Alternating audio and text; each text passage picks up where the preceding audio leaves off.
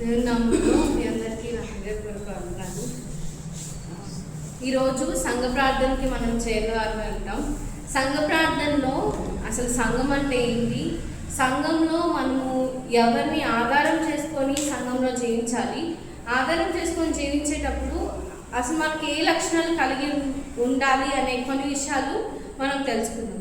ముందుగా అసలు సంఘం అంటే ఏంటి, సంఘంలో దేవుడు సంఘాన్ని దేన్ని బట్టి ఆధారం చేసుకుని దేవుడు బైబిల్ గ్రంథంలో రాస్తూ వచ్చారు అంటే మత్తయి సువార్త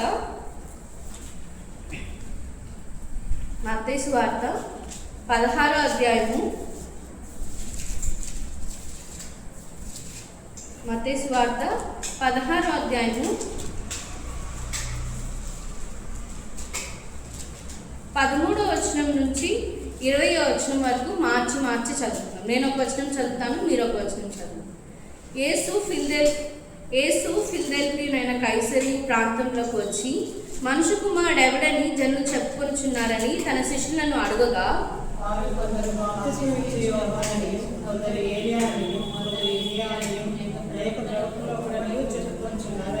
అందుకైన మీరైతే నేను ఎవడని చెప్పుకొనుచున్నారని వారిని అడిగాను.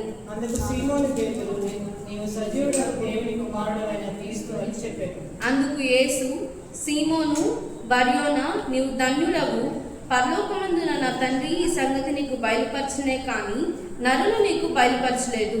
మరియు నువ్వు పేతురుకు, ఈ బండ మీద నా సంఘమును కట్టుదును, పాతాళ ద్వారములు దాని ఎదుట నిలవనేరవని నేను నీతో చెప్పుచున్నాను. పరలోక రాజ్యం యొక్క తాళపు చెవులు నీకు ఇచ్చేదను.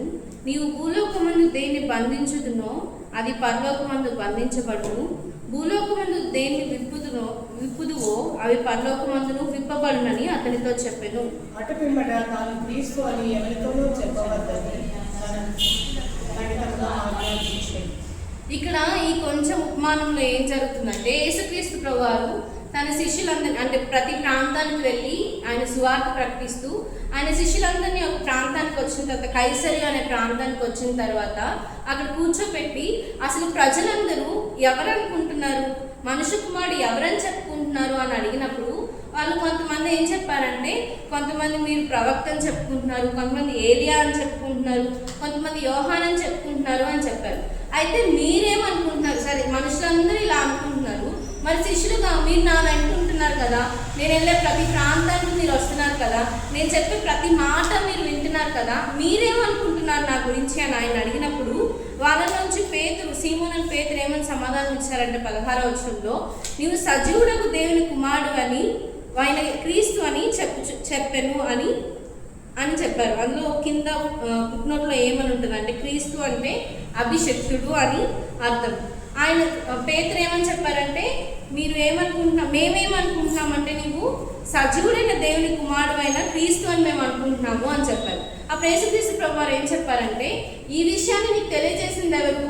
పరలోకమందున్న దేవుడు. మనుషులందరూ అయితే ఏమనుకుంటున్నారు, ఏలియా అనో, మోషే అనో, యోహాననో ఎవరెవరో అనుకుంటున్నారు. కానీ నువ్వు మాత్రము సజీవుడైన దేవుని కుమారుడు ఎలా నీకు తెలియబడింది అంటే, ఎవరు నీకు తెలియపరుస్తూ వచ్చారంటే పరలోకం ఉన్న దేవుడు నీకు తెలియపరుస్తూ వచ్చారు అని చెప్పారు.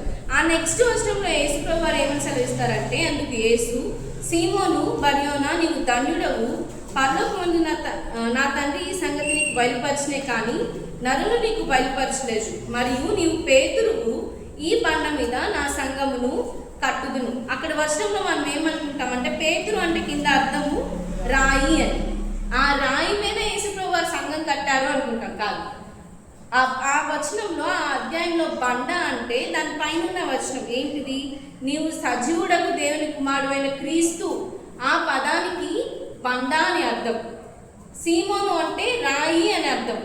ఆ రాయిని యేసుక్రీస్తు వారు సీమోను పేతురు ఉపయోగించుకొని ఆ బండ ద్వారా సంఘాన్ని కడుతూ వచ్చారు. ఇప్పుడు మనం అందరం చాలా మంది వాక్యాల్లో బండ మీద సంఘం కట్టారంటే పేతురుని ఉపయోగించుకొని సంఘాన్ని కట్టారు అనుకుంటారు. కాదు, అక్కడ సంఘం దేని మీద కట్టబడింది, ఏ యొక్క వచనం ఆధారం చేసుకొని కట్టబడిందంటే సజీవుడైన దేవుని కుమారుడు. ఇప్పుడు మనమున్న సంఘంలో కూడా ఏదో మందిరంలో 4 గోడలు కట్టేసి పెద్ద పెద్ద బిల్డింగ్స్ కట్టేసుకొని అందులో ఒక 10 మంది విశ్వాసులు ఉండి లేకపోతే సేవకులు ఉంటే అది మందిరం కాదు. మందిరం ఎప్పుడు అనబడుతుంది, అది దేవునిలో బలమైన మందిరం అని ఎప్పుడు పిలువబడుతుంది అంటే ఆ మందిరంలో ఎవరు ఉండాలి? సజీవులైన దేవుని కుమారుడు ఆ మందిరంలో ఉంటే మాత్రమే అది నిజమైన బండ మీద కట్టబడిన సంఘం అని దేవుడు పిలుస్తూ వచ్చారు. ఆ సంఘంలో మరి సజీవులైన దేవుని కుమారుని మనము ముందు పెట్టుకొని మనం సంఘం అనుకుంటున్నప్పుడు ఆ సంఘంలో విశ్వాసంగా ఉంటున్న మనకి కొన్ని లక్షణాలు కలిగి ఉండాలని ఆయన సెలవిస్తూ వచ్చారు. వాటిలో ఒక 5 విషయాలు నేను చెప్తాను. వాటిలో మొదటిది యోహాను సువార్త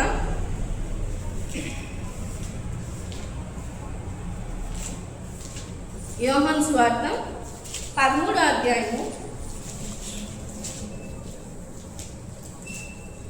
34-35 వచ్చింది. యోహాను సువార్త 13వ అధ్యాయము 34-35 వచ్చింది. మీరు ఒకరినొకరు ప్రేమింపవలనని మీరు ఒకరినొకరు ప్రేమింపవలనని మీకు క్రొత్త ఆజ్ఞ ఇచ్చుచున్నాను. నేను మిమ్మల్ని ప్రేమించినట్టే మీరును ఒకరినొకరు ప్రేమింపవలను. మీరు ఒకరి ఎడల ఒకడు ప్రేమ గల వారైన ఎడల దీన్ని బట్టి మీరు నా శిష్యులని అందరూ తెలుసుకొందురనెను. ఈ వచనంలో యేసుక్రీస్తు వారు ఫస్ట్ లక్షణం ఏమని సెలవిస్తూ వచ్చారంటే మనం ఏం కలిగి ఉండాలి విశ్వాసిగా. మొట్టమొదటి లక్షణం మనం ఆ ఫస్ట్ లక్షణం దగ్గర ఫెయిల్ అయిపోతాం. ఏంటిది? ప్రేమ అనేది మాటల్లో చెప్పటం కాదు, మన చాతల్లో కూడా ప్రేమ చూపించాలి. యేసుప్రభు వారు ఆజ్ఞలు మీరు ప్రేమ కలిగి ఉండండి అని చెప్పలేదు. నేను ఎలా ప్రేమించానో మీరు నా సంఘంలో నన్ను దేవుని మనిషి కుమారుడుగా నన్ను మధ్యలో పెట్టుకొని మీరు సంఘం అనుకునే సంఘానికి వస్తున్నప్పుడు, మీరు సంఘంగా పిలువబడుతున్నప్పుడు నేను ఎలా అయితే ఒకరినొకరిని ప్రేమిస్తూ ఈ లోకానికి వచ్చిన ప్రేమను చూపిస్తూ వచ్చానో ఈ సంఘంలో ఉంటున్న మనకు కూడా ఏముండాలి? ప్రేమ కలిగి మనము జీవించాలి. అందుకే ధర్మశాస్త్రం అంతటిని, పదార్థాలంతటిని ఆయన ఏ ఒక్క మాటతో సంపూర్ణం చేశారు? ప్రేమ అనే ఒక్క మాటతోని ఆయన సంపూర్ణం చేస్తూ వచ్చారు. కాబట్టి మొదటి లక్షణంగా మిగతా 4 లక్షణాలకి తర్వాత వెళ్దాం. ఫస్ట్ లక్షణం దగ్గర మళ్ళీ ఎంతమందికి ప్రేమ కలిగి నిజంగా ఉంటున్నాము? మాటల్లో అయితే చాలా ప్రేమ చెప్తాం, చాలా మాటలు చెప్తాం, కానీ నిజమైన పరిస్థితులకు వచ్చినప్పుడు, నిజంగా మన జీవితంలో ఒకరికి ప్రేమ చూపించాలి అనే పరిస్థితి వచ్చినప్పుడు మనం నిజంగా ప్రేమ చూపిస్తున్నామా? ప్రేమ చూపిస్తే మనం నిజమైన సంఘంలో ఒక విశ్వాసిగా ఉంటున్నట్టు. ఈ రోజు వరకు మనం ప్రేమ చూపించలేకపోతే ఈ రోజు నుంచి ఒక మంచి విశ్వాసిగా సంఘంలో మనం పిలువబడాలంటే మొదటి లక్షణం మనం ఏం కలిగి ఉండాలంటే ప్రేమ కలిగి ఉండాలి. ఆయన ఏం చెప్తూ వచ్చారంటే తర్వాత మొదటి యోహాను రాసిన పత్రిక 3వ అధ్యాయము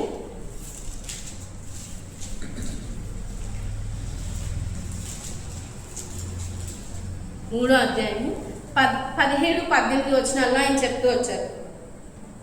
మొదటి యోహాను 3. తన సహోదరుని ద్వేషించువాడు నరహంతకుడు. ఏ నరహంతకుని యందును నిత్య జీవం ఉండదని మీరు ఎరుగుదురు. ఆయన మన నిమిత్తము తన ప్రాణం పెట్టను గనుక దీని వలన ప్రేమ ఎట్టిదని తెలుసుకొనుచున్నాము. మనము కూడా సహోదరుల నిమిత్తము మన ప్రాణములను పెట్టబద్దులమై ఉన్నాము.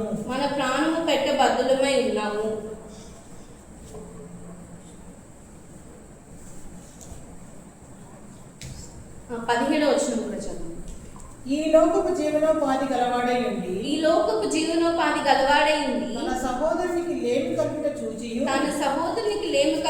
చూచియు అతని ఎడల ఎంత మాత్రమును కనికరము చూపని వానియందు దేవుని ప్రేమ ఎలాగు నిల్చును? మన మందిరంలోకి వచ్చి సంఘంలో మన మీద మాత్రం దేవుడు చాలా ప్రేమ చూపించాలి. ప్రతి విషయంలో మన మీద ఆయన చాలా ప్రేమ కుమ్మరించాలి. మన పరిస్థితుల్లో ఆయన ప్రేమతో మనల్ని హత్తుకోవాలి, దగ్గరికి తీసుకోవాలి. మరి నిజ జీవితంలో దేవుని విశ్వాసులంగా ఆయన శిష్యులంగా మనం ఉంటున్నప్పుడు మనం కూడా ఆయన ఏం చెప్తూ వచ్చారంటే మాటలు మాత్రమే కాదు, కింద ఆ వచనంలో ఉంటుంది చూడండి.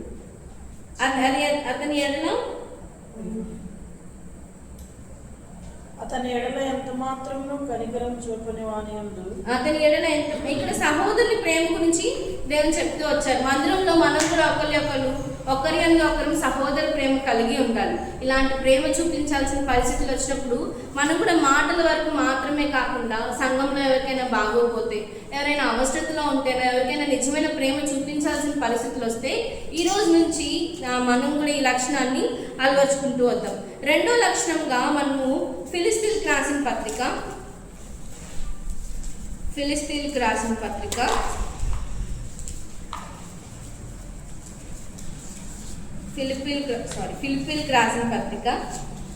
2వ అధ్యాయము ఫిలిప్పీలకు రాసిన పత్రిక 2వ అధ్యాయము 2-3 వచనం.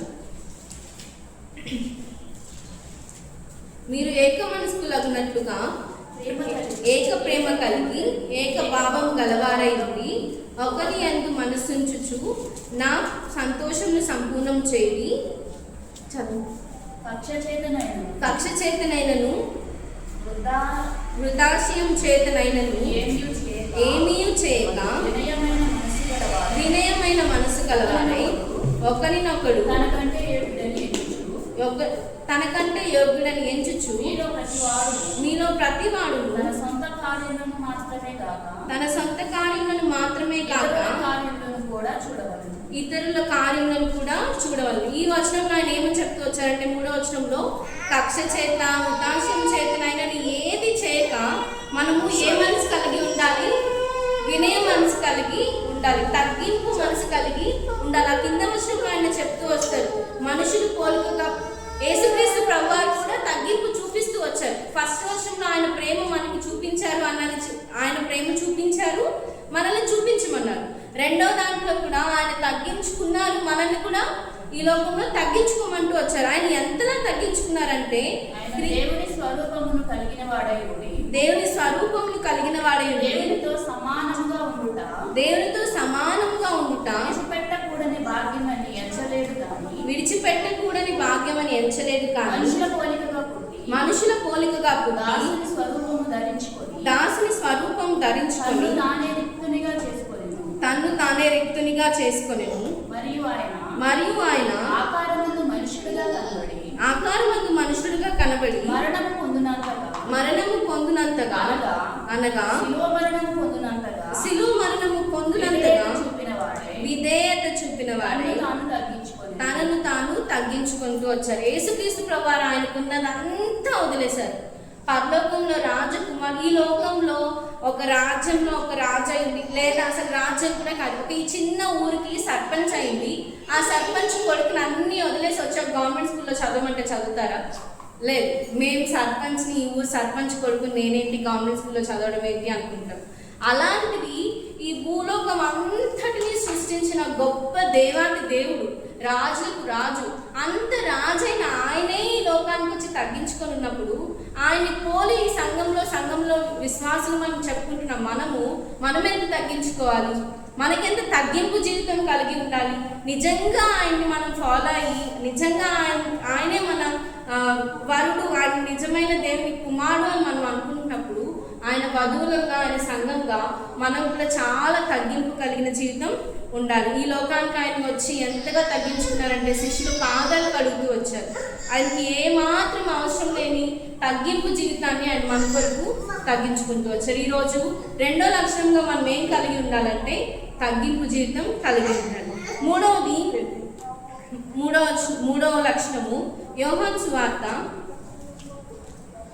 14వ అధ్యాయము 15వ వచనం. యోహాను సువార్త 14వ అధ్యాయము 15వ వచనం.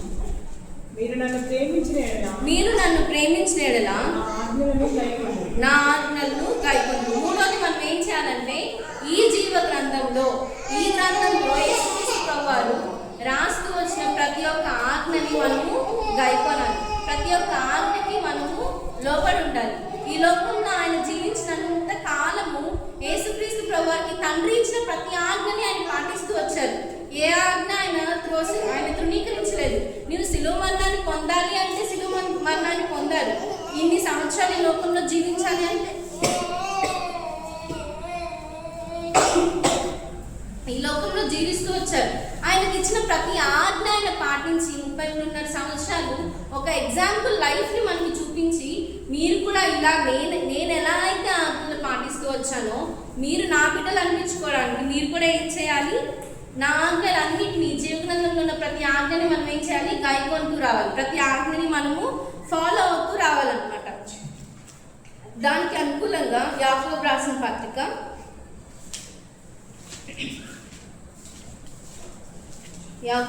పత్రిక మొదటి అధ్యాయము 22వ వచనంలో, మీరు వినువారు మాత్రమే ఉండి మిమ్మల్ని మీరు మోసపుచ్చుకొనకుండా వాక్య ప్రకారము ప్రవర్తించువారునై ఉండుడి. ఆయన మళ్ళా ఏం చెప్పారంటే, ఫస్ట్ ఆజ్ఞలు గాయకొనాలి. అదే ఆజ్ఞలు గాయకొని మనం ఎలా జీవించాలి? లోకంలో వాక్య ప్రకారంగా జీవించాలి. అప్పుడు మనల్ని మనం మోసపుచ్చుకోము. ఈ లోకంలో ఎవరి ద్వారా మోసపరచబడము. మనము ఎవరిని మోసం చేయము. ఒక నీతి కలిగిన జీవితము, ఒక మంచి జీవితము, మంచి విశ్వాసికి తగిన జీవితము మనం పాటించాలి అంటే ఆయన ఆజ్ఞల్ని గాయకొనాలి.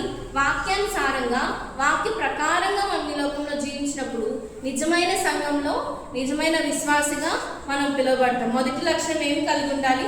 ప్రేమ కలిగి. ఆయన ఎలా అయితే ఈ లోకంలో ప్రేమ చూపిస్తూ వచ్చారో మన ఎడల, మనం కూడా మన తోటివారి పట్ల సహోదర ప్రేమ కలిగి దేవుని ప్రేమను చూపించాలి.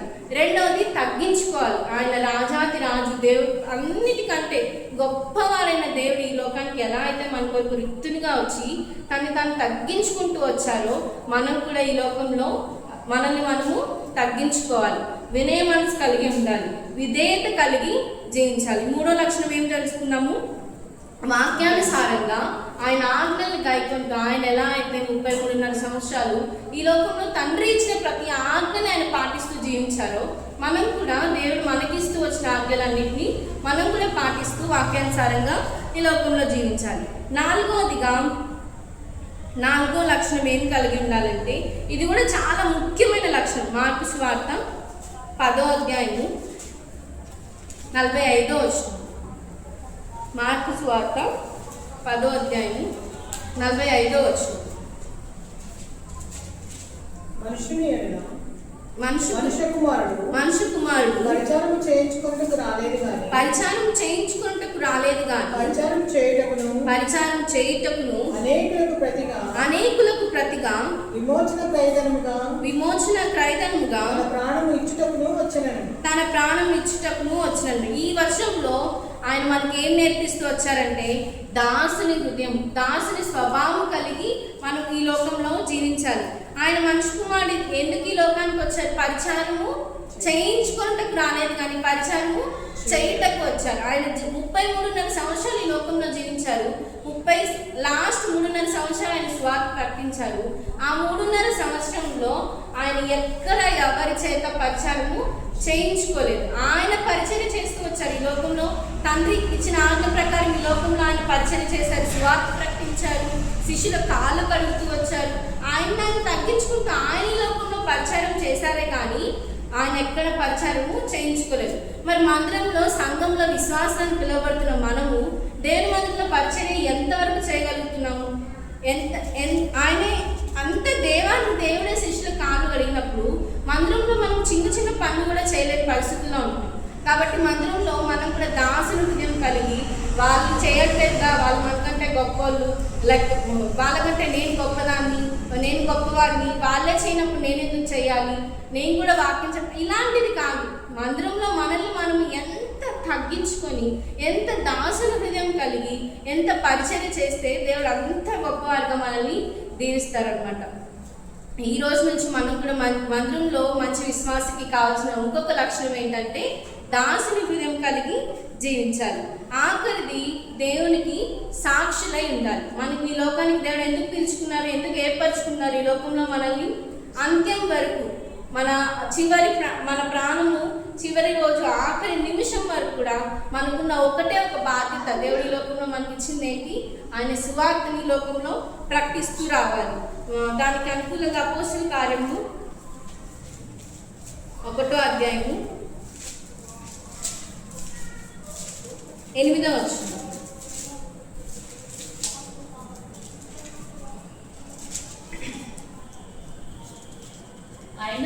అయినను పరిశుద్ధాత్మ మీ మీదికి వచ్చినప్పుడు మీరు శక్తి నొందెదరు. గనుక మీరు యెరూషలేములోను యూదయ సమరయ దేశముల యందంతటను భూదిగంతముల వరకు నాకు సాక్షులైందురని వారితో చెప్పాను. ఎలా ఉండాలి మనము? దేవునికి సాక్షులుగా ఉండాలి. అలాగే మత్తయి సువార్త 28వ అధ్యాయము ఆఖరి 2 వచనాలు 19, 20 వచనాలు చదువుకొని వర్తమానాన్ని ముగించుకుంటాం. మత్తయి సువార్త 28వ అధ్యాయము 19. కాబట్టి మీరు వెళ్ళి సమస్త జనులను శిష్యులుగా చేయండి. తండ్రి యొక్కయు కుమారుని యొక్కయు పరిశుద్ధాత్మ యొక్కయు నామములోనికి వారికి బాప్తిస్మం ఇచ్చుచు నేను మీకు ఏ ఏ సంగతులను ఆజ్ఞాపించుదునో వాటిని అన్నిటినీ గైకొనవలెనని వారికి బోధించు. ఇదిగో నేను యుగ సమాప్తి వరకు సదాకాలం మీతో కూడా ఉన్నానని వారితో చెప్పాను. మనకిచ్చిన ఆజ్ఞ బైబిల్ గ్రంథం అంతట్లో దేవుడు మనకి అప్పగించిన పని మన అంతం వరకు ఆయన రాజ్య సువార్తని ప్రకటిస్తూ ఈ లోకంలో దేవుని కొరకు సాక్షులుగా నిలబడాలి. అలా నిలబడినప్పుడు సదాకాలము మనతో ఆయన తోడుగా ఉంటూ వస్తారనమాట. ఈ 5 లక్షణాలు మనం కలిగి సజీవమైన మందిరంలో సజీవులైన దేవుని కుమారుని మనం పూజించే విశ్వాసులుగా మనం ఉన్నప్పుడు ఈ లోకంలో మనకి ఆయన ఎలా ప్రేమ చూపించారో మనం ప్రేమ కలిగి తగ్గించుకుంటూ ఆయన ఆజ్ఞలకి ఆయన వాక్య ప్రకారంగా నడుచుకుంటూ ఈ లోకంలో మనము దాసుల హృదయం కలిగి మందిరంలో ఏ పని చేయాల్సి వచ్చినా తగ్గించుకొని ఎలాంటి పనైనా మందిరంలో మనందరం దాసులమే, మనందరం సమానులమే అని ఎంచుకొని అంతం వరకు ఆయన మనకు అప్పగించిన బాధ్యతని ప్రతిరోజు ఆయన రాజ్య సువార్తను ప్రకటిస్తూ ఈ లోకంలో మనము మంచి విశ్వాసిగా జీవించాలి. అలాంటి లక్షణాలు ఈ రోజు వరకు దేవుడు మనకిస్తే దాన్ని బట్టి స్తుతిద్దాం. ఈ రోజు వరకు అలాంటి లక్షణాలు మనకి లేకపోతే ఆ లక్షణాలు దేవుడు మనకు అనుగ్రహించాలని మనం ప్రార్థన చేస్తున్నాం. దేవుడు చిన్న వాక్యం